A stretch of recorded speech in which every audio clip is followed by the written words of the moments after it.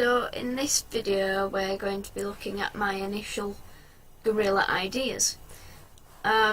This one at the side here, or that's shown right now, is like a giant touch screen that I've seen in the Bradford Media Museum, where like they did a giant iPhone sort of thing, where you can take a picture of yourself.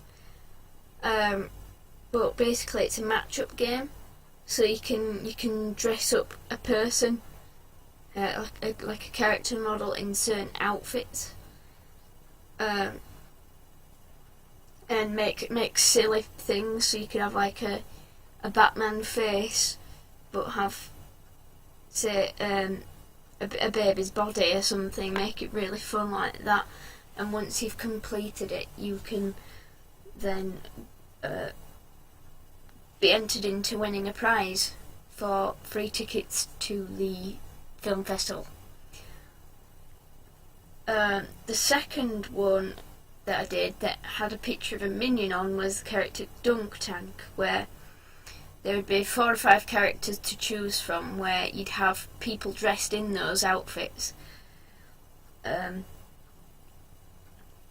you'd be able to choose which character you'd dunk. Now the only problem with that is getting people to dress up, especially if it is a cold day. You don't want them getting hypothermia, and once the character's wet, how do they get dry? And what if there's a series of people picking the same character? That person's never going to get dry, so what's the fun in making them wet if they're already wet? You know, that sort of thing. Going back to this one on the screen, a problem for that could be getting a touch screen as big as what I want in it, and for it to not break, and for it to be sort of affordable for the actual campaign. Now this one on the screen here with the paper aeroplanes, basically what I'm thinking of is throwing off a ton of flyers in the shape of paper aeroplanes for people to pick up, possibly. And if we do like this several times in a day or over a week or something like that, hopefully we'd get more people aware of the film festival itself. And then there's a problem with that though.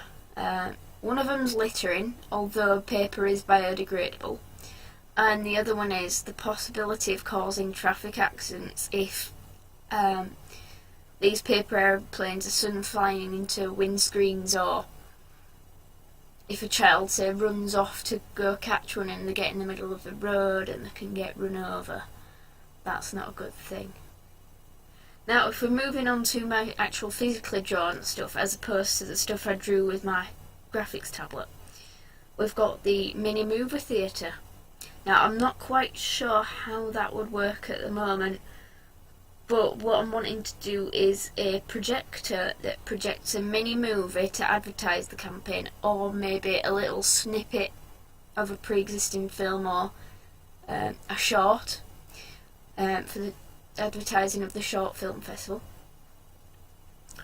And I think it'd be best to do it from so that the projector's up high, then it's not as easy to disturb as if it was on a table or on the floor or something. It'd just be easier to present that way. But getting someone into a theatre, is that too pushy? I don't want people feeling afraid that they're going to get trapped in there, that sort of thing. And then linked to that idea is the idea of you can get free popcorn, and if you find a ticket, say, at the bottom of the popcorn bucket that you've got, then you can get a discount on entering the film festival. Either that, or you fill in a survey after going into the projector room, and you get put into a draw where maybe 5 people could win a ticket to the festival. The next idea, which is just shown, is the idea of projecting on a building, like a large scale version, and wanting this to be sort of in several places throughout the city and lasting about a week. The only thing is, these projectors would have to be guarded all that time so that no one would, say, break them or steal them, because projectors are quite expensive still these days. So it'd have to be, say, coming from a different building maybe to keep it safe, or seeing if we could build a little shelter on one of the buildings to put it on. I don't think that would work really, so I'm puzzling about that one.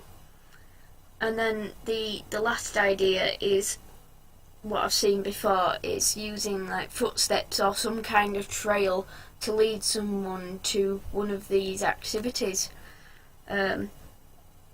Maybe chalk the logo on there as well so people know what they're following, or maybe not chalk it so that there's the added mystery behind it, so people don't know what they're following, so then they'll go, oh, I wonder what this is, and they'll be more curious and be more willing to follow it possibly,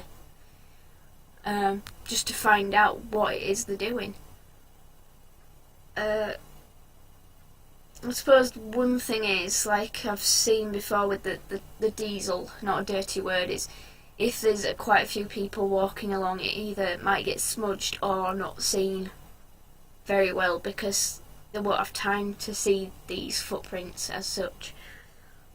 But the good thing is that the fact that it's non-permanent, I don't really think you can get fined because it can just wash away very easily if it's chalk, say.